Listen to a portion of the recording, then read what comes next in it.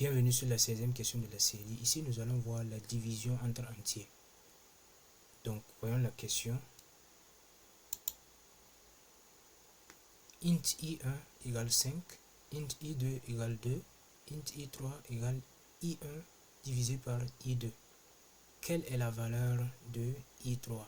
Donc, nous allons donner un top départ, compte à rebours.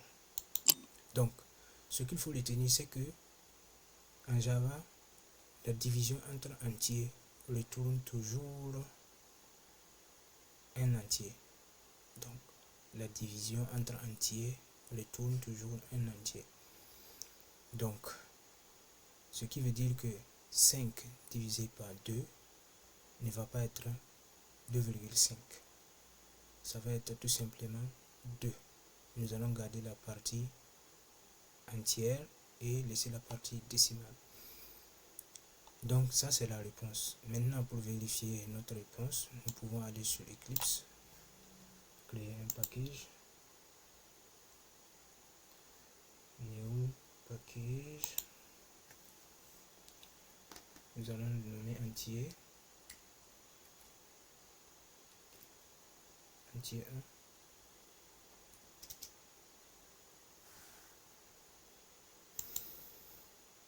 Donc une classe. Donc quelle classe nous allons nommer? La classe main comme d'habitude pour aller plus vite. Donc nous pouvons choisir n'importe quel nom de classe et n'importe quel nom de package, mais il est préférable d'avoir un nom de package qui fait référence à ce que le package contient. Ici le package contient une solution concernant les entiers, c'est pour cela que j'ai mis entier. Maintenant j'ai ajouté un parce que probablement j'aurai d'autres questions qui vont concerner les entiers, donc je vais faire entier 2. Maintenant le nom de la classe, je n'ai plus besoin de préciser parce que je sais que le package c'est package entier. Donc le main c'est la classe qui contient la méthode main. Donc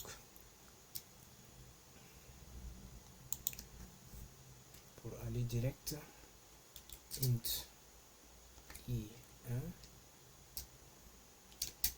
égale 5, int i2 égale 2, int i3 égale i1 divisé par i2. Quel est le résultat? Donc nous allons faire CTRL espace 6 out,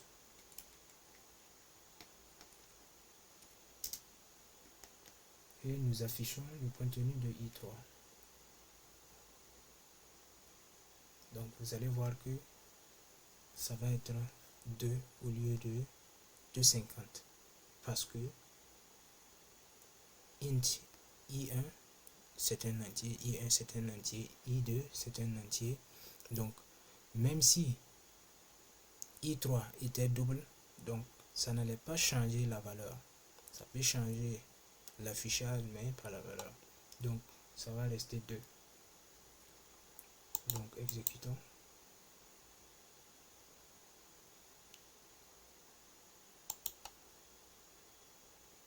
Donc nous voyons 2. Donc nous pouvons même changer ici, mettre double